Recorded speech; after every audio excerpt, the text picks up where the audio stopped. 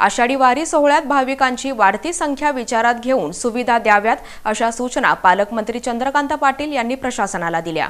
आषाढी शुद्ध एकादशी सोहळा 17 जुलै 2024 रोजी होणार असून या सोहळ्यासाठी मोठ्या प्रमाणात वारकरी भाविक येत असतात। तसेच दिवसेंदिवस पायी पालखी सोहळ्यासोबत येणाऱ्या वारकरी भाविकांची संख्याही वाढत आहे। आषाढी सोहळ्यासाठी भाविकांची वाढती संख्या विचारात घेऊन आवश्यक सर्व दर्जेदार पायाभूत सुविधा पुरवाव्यात, त्यांची कोणतीही गैरसोय होणार नाही याची संबंधित सर्व यंत्रणांनी दक्षता घ्यावी अशा सूचना उच्च व तंत्रशिक्षण, वस्त्रोद्योग आणि संसदीय कार्यमंत्री तथा पालकमंत्री चंद्रकांत पाटील यांनी दिल्या। आषाढी वारी नियोजनाच्या आढावा बैठकीत ते बोलत होते। कर्मवीर भाऊराव पाटील महाविद्यालयाच्या सभागृहात आयोजित या बैठकीस खासदार प्रणिती शिंदे, आमदार समाधान आवताडे, मंदिर समितीचे सहअध्यक्ष गहिनीनाथ महाराज औसेकर, जिल्हाधिकारी कुमार आशीर्वाद, मुख्य कार्यकारी अधिकारी मनीषा आव्हाळे, जिल्हा पोलीस अधीक्षक शिरीष सरदेशपांडे, अप्पर जिल्हाधिकारी मोनिका सिंग ठाकूर, सार्वजनिक बांधकाम कार्यकारी अभियंता संजय माळी, अतिरिक्त मुख्य कार्यकारी अधिकारी संदीप कोहिनकर, जिल्हा नियोजन अधिकारी अनिल पवार, उत्पादन शुल्कचे अधीक्षक नितीन धार्मिक,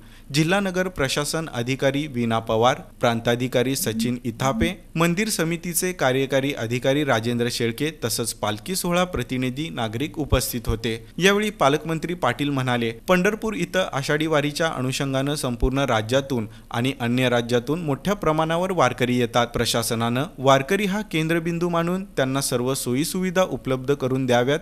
पालखी मार्गावर तसंच पालखी मुक्कामाच्या ठिकाणी मुबलक आणि स्वच्छ पिण्याचे पाणी, फिरती शौचालय, आरोग्य सुविधांची उपलब्धता करावी। पालखी सोहळ्यांना पालखी मार्गाबरोबरच पालखी तळावर कोणतीही अडचण येणार नाही याची दक्षता घ्यावी। पालखी सोहळा जिल्ह्यात दाखल होण्यापूर्वी वारकऱ्यांसाठी सर्व सुविधांची कामे पूर्ण करावीत अशा सूचनाही पालकमंत्री पाटील यांनी यावेळी दिल्या। तसंच बैठकीत मान्यवरांनी केलेल्या सूचनांनुसार आवश्यक त्या सर्व पूरक व्यवस्था उपलब्ध करून द्याव्यात असंही त्यांनी यावेळी सांगितलं।